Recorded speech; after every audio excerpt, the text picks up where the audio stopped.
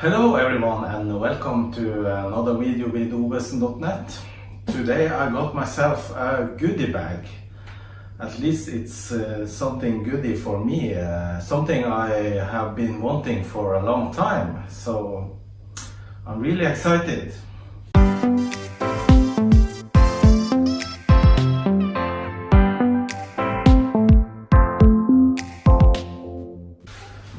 Alright, you already guessed it.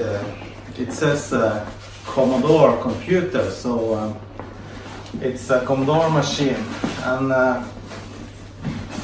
it's the one I've been looking for to get my hands on for a long time. It's the VIC-20. This machine is from the beginning of 1980s, 81. And I also got some games here, cartridges.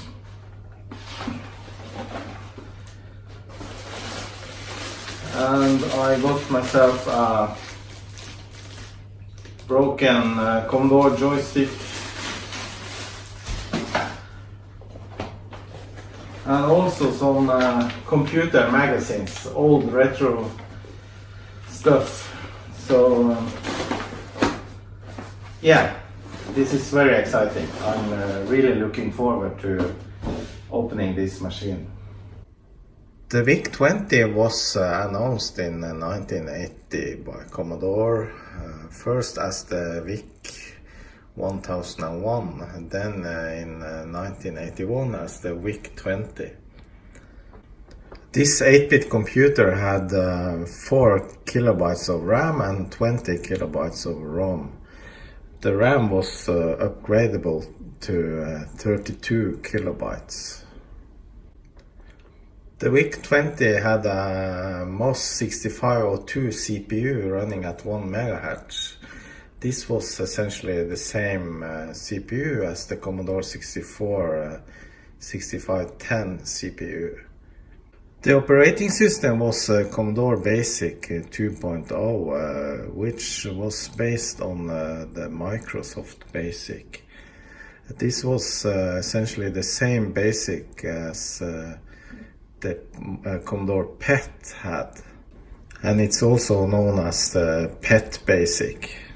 The graphics was based on the VIC chip, which was the predecessor to the VIC-2 chip that the Commodore 64 had. So and the resolution was 176 times 184 pixels.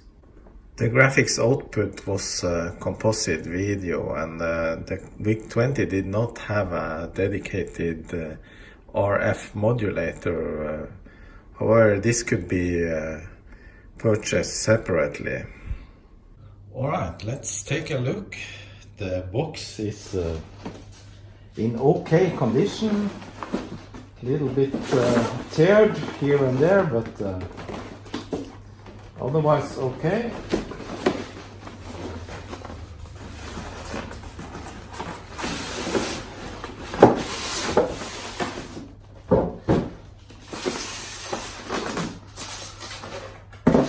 Alright, so yeah, it's quite yellow, which is expected when the machine is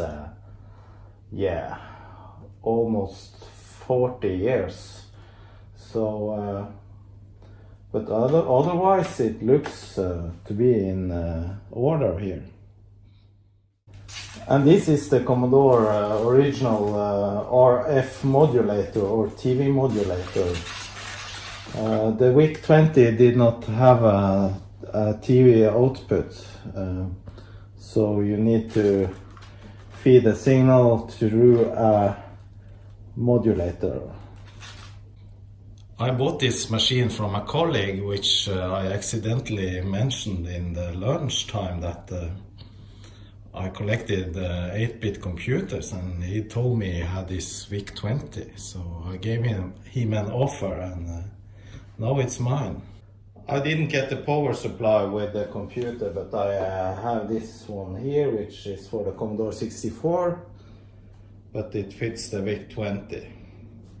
The machine is supposed to be working, so now I'm tuning into the correct channel on the TV.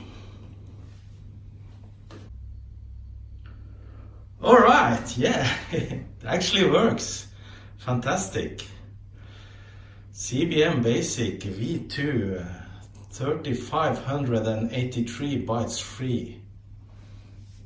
The picture is quite okay to be coming from a TV modulator, so but anyway, I ordered a cable that I can use to connect the component signal to the SCART connector and get a better picture.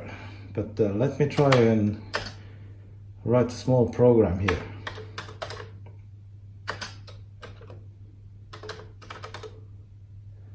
Oh.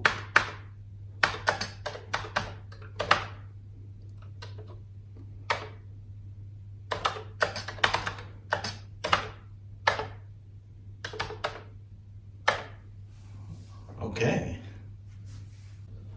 I got a few games, and one of the games is Gorf, so let me try that one.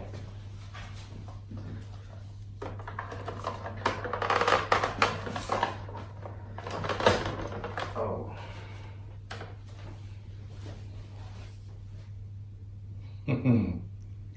Okay.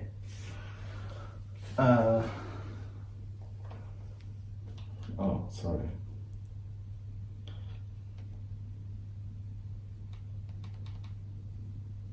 Seems to be no audio. So I hooked up a joystick, so let me try. Yeah. There's audio, alright.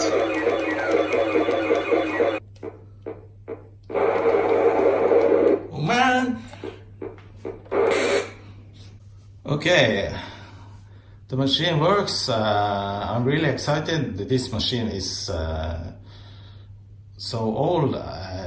It's even almost older than me, and I I got my first computer around the same time as the VIC-20 came out, but I got something else. I had a Laser 200, and then later I jumped to the Commodore 64. So before I play with the computer anymore, I think I'll do the usual retro stuff. As you can see, the color is quite yellow compared to the cartridge, which perhaps have been sitting inside its box for the last 30 years. The computer is quite dirty, and I'm going to clean it up.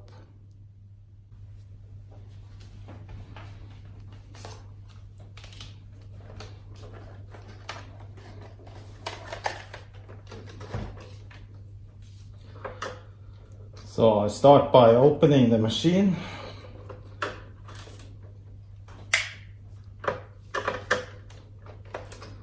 It's a bit dirty on the back side as well, but not much considering the age.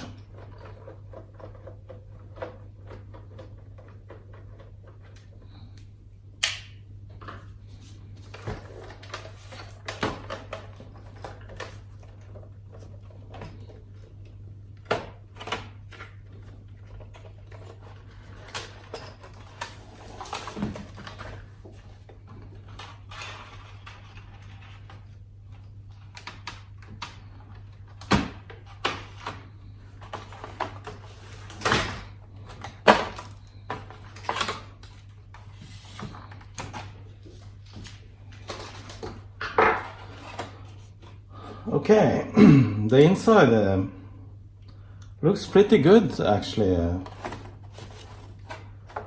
Yeah, at least at first glance it looks fine.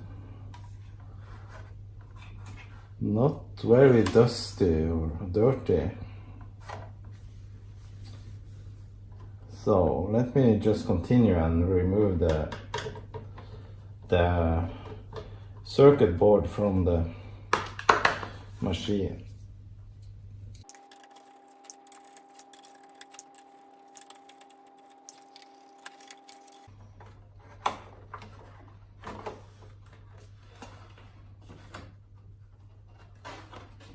So I wonder what this cable here is for. This looks a bit odd, to be honest.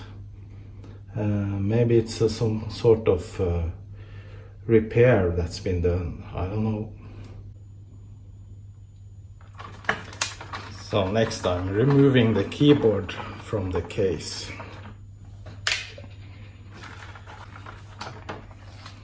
Okay. So the keyboard looks very dirty and dusty and crusty, so I think it's gonna need to come off. Every individual keycap need to be cleaned separately.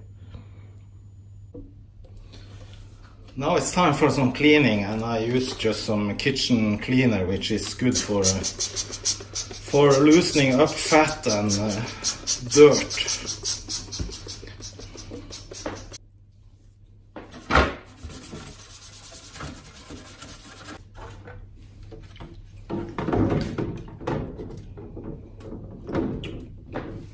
Then just use regular dishwashing soap, and I'll leave the cover into the warm water for yeah, let's say half an hour maybe.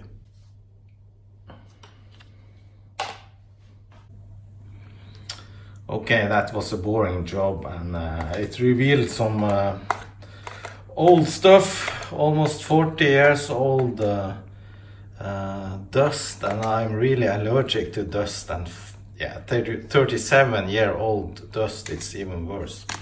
So I took the keyboard a good round with the vacuum cleaner, and now it looks much better. So then I'll do some more cleaning with some isopropanol.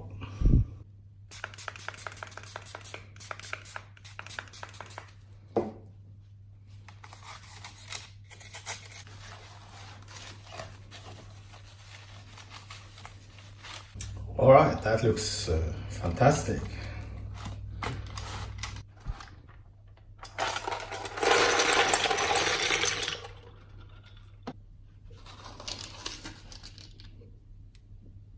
The springs for the keycaps I just rinsed, and then I'll just dry them off here. Okay, I cleaned every single keycap on all 5 sides now. I think they're good and clean.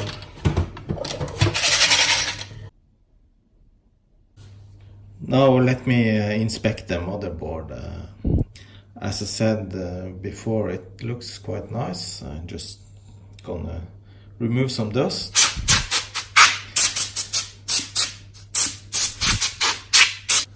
So I can't see any damage or corrosion or leaks, so I think this is perfect. Now the other side. Okay, on this side we see that the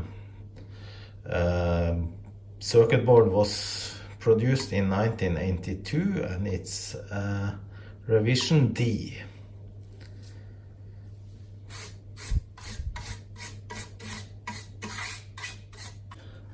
The backside of the board also looks almost perfect, but I don't know if you can see it, but around here there seems to be some work been done. There are some residues from flux, so I'll try to clean off that.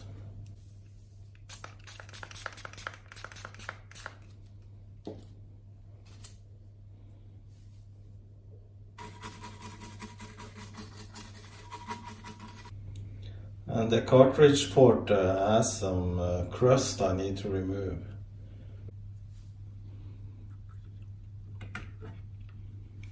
And there's the VIC chip. So everything looks okay there. Now I just use some electronic cleaner spray to clean the different connectors.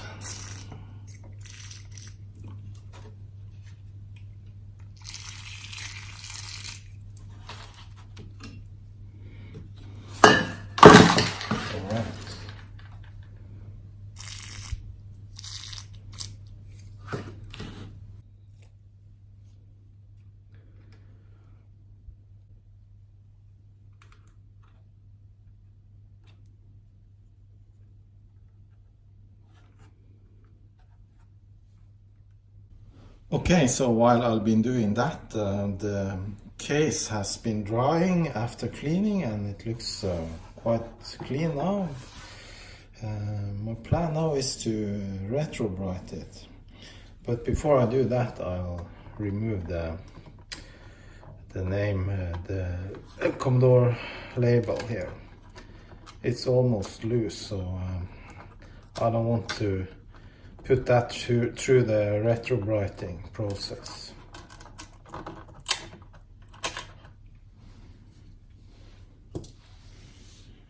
So now here we can see the original color, I guess. I have this black strike here I don't get off, so I thought I'll try to use some baking soda. Alright, maybe a little bit too much baking soda, but I'll go with that. I use a brush. Okay, I think the black mark is completely gone. Excellent. Okay, so I'll use the same method as I always do. I wrap the cover in cling film. Then I use this hair cream or bleach. It's 12% hydrogen peroxide. I bought it from a Norwegian hairdresser shop.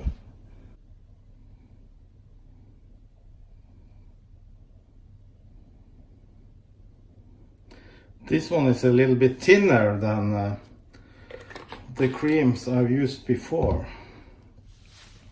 So I'm excited to see if it's any better. So I just distribute it evenly onto the whole part.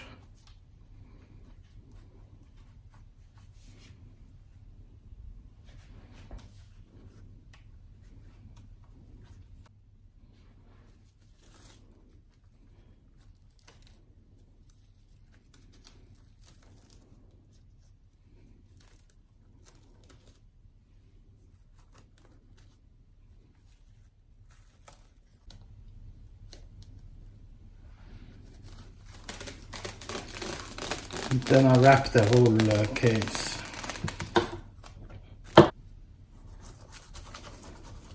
But then just massage it around a bit so you get an even coating of hydrogen peroxide cream. So I'll also retrobright the back side of the case. Alright, time for a couple of hours in my homemade light box. Alright, the keys and the springs have been dried and look really clean. Oh, by the way, this is how your hands are gonna look if you spill hydrogen peroxide cream on them. This is after washing.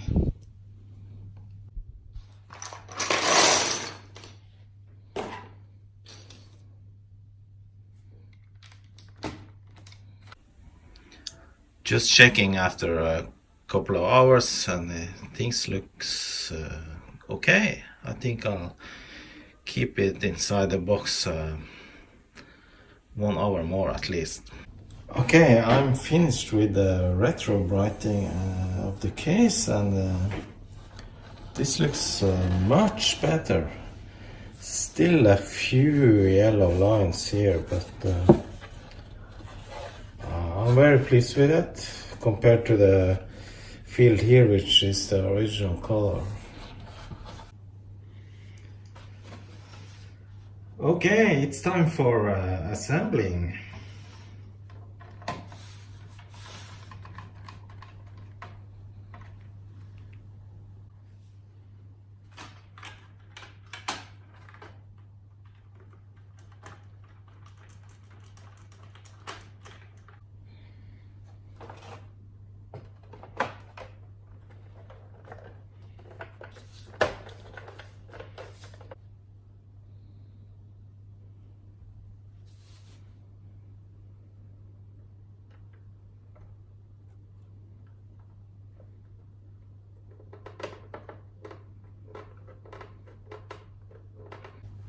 Ah, how nice. Look at this beauty. Now clean and freshed up, and now I'm ready to test the functionality of the machine.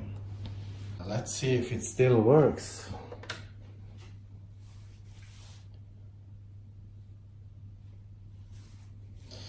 Yeah.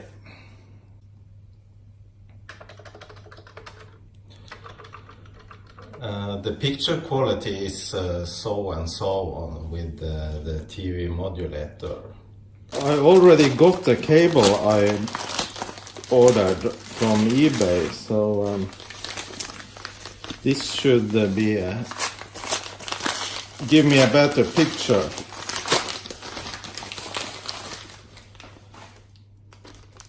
It's a Commodore composite video to SCART. And again, I bought a cable from the Retro Computer Shack in the UK. So let's see if this gives a better picture.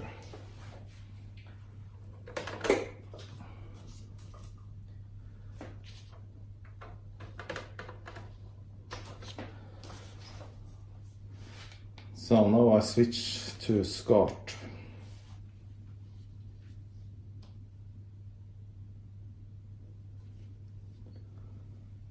Okay,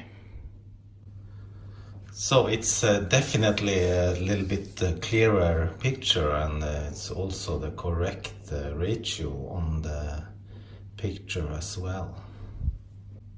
Let me try a game.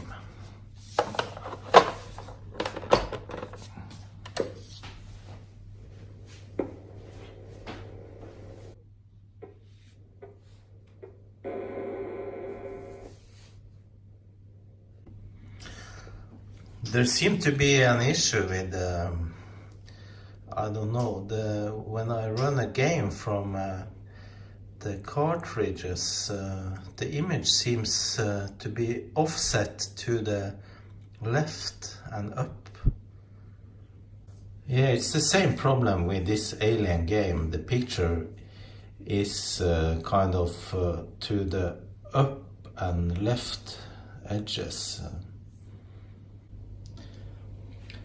I hooked up a cassette player here, and I want to test if saving and unloading from tape still works. So I made a small program here.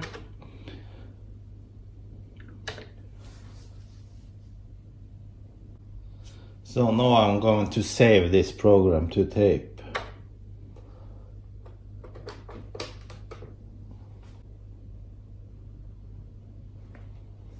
Okay, so let me rewind to 0 and then try to load back the game. So I'll type new and list just to be sure that the program is gone, and then I try to load it.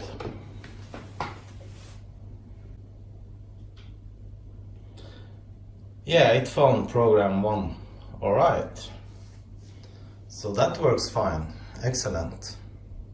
Next up, I connected my 1541 floppy drive. So let me see if I can use it with my VIC 20.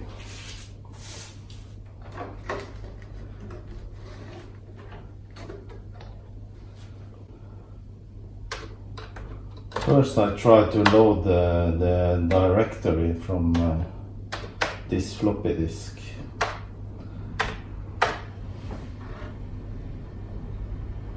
Yeah, works fine.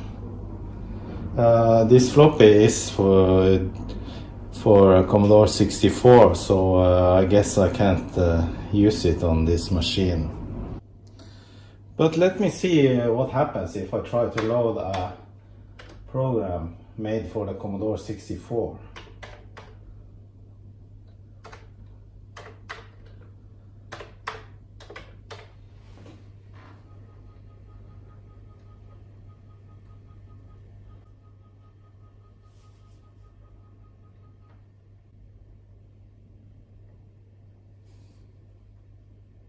Okay, it loaded, but I guess it filled the memory completely. Just garbage. So one more thing I wanted to test before I put this VIC to rest for a while is this Pi 1541, which is a 1541 drive emulator for the Raspberry Pi. And here I got the Raspberry Pi, and this add-on here is used to emulate a 1541 floppy drive. And you just load disk images on this SD card on the Pi. So I connected my Raspberry Pi to my TV via the HDMI cable, and then you connect the Pi 1541 with the regular Commodore serial cable, and then I connect the power to the Pi. So now it boots up, and it actually it's a complete computer running Linux with special software for communicating with the Commodore machines. So if I switch back to my VIC-20, we should be able to load the directory.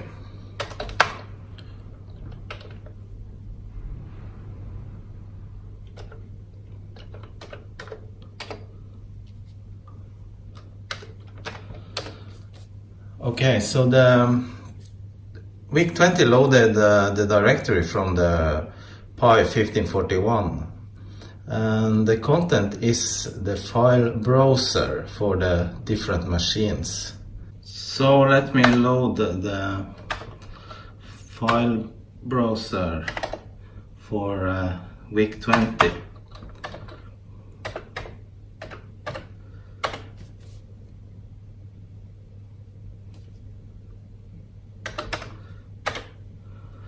And then I'll run it. Okay, so now it shows the content of the SD card. So let us go into the VIC-20 folder here. And here I have a couple of games. Let me try this one.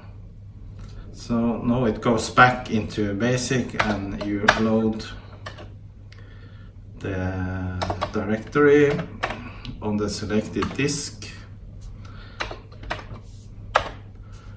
Okay, so that's the content of the disk image lying on the SD card on the Raspberry Pi.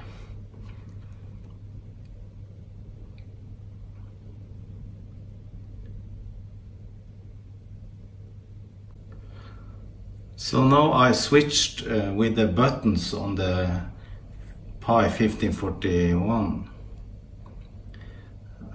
to a demo disk.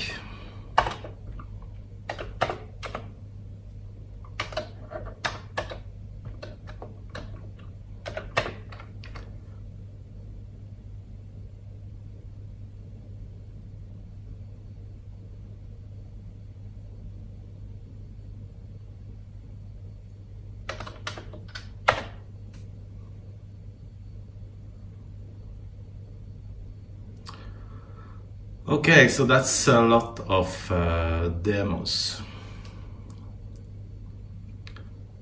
Let's try to load something. The last one here.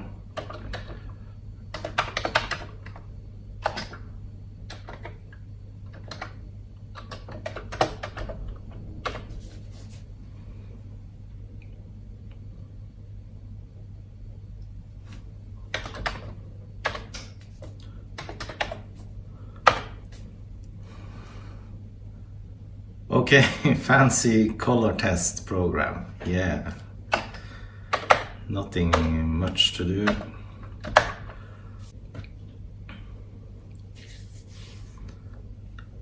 So I loaded another program,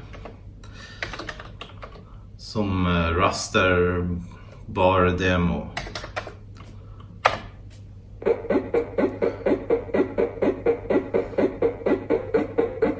Okay, this is some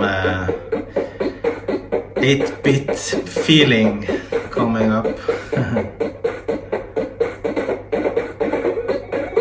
And this is a VIC 20.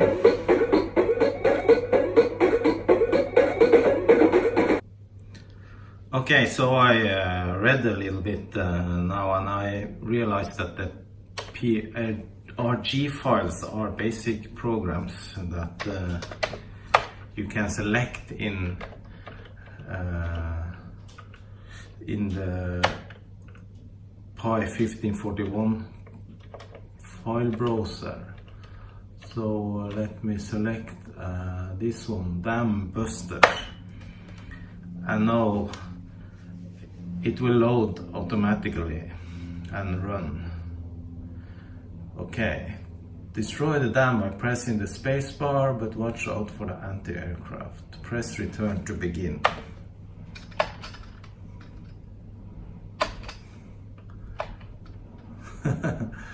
So this is early 80s game written in BASIC. And you can even stop it and list the code.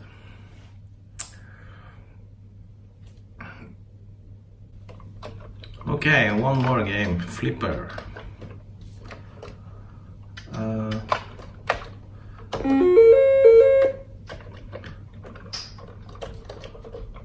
Okay.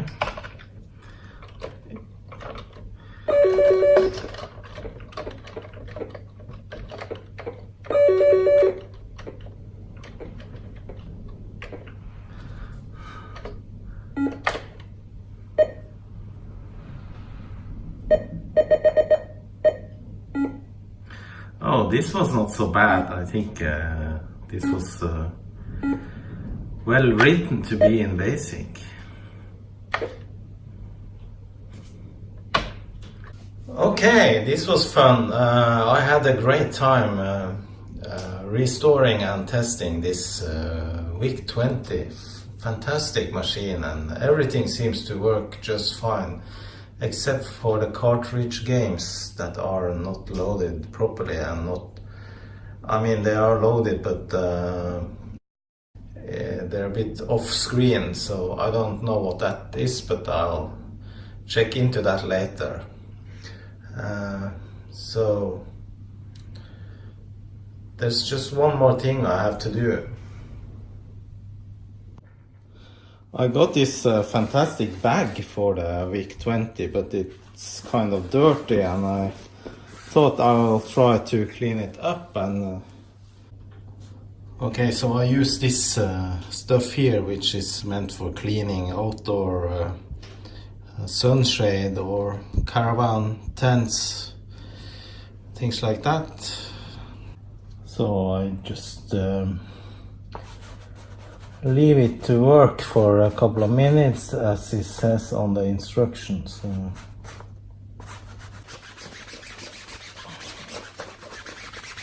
Okay, so I rinsed off the area I just cleaned, and it's a very good improvement, I think. So I'll use that stuff on the rest of the bag. So I scrubbed the whole bag and I rinsed it off and let it dry, and I think it was a success. It looks very nice, all white and clean.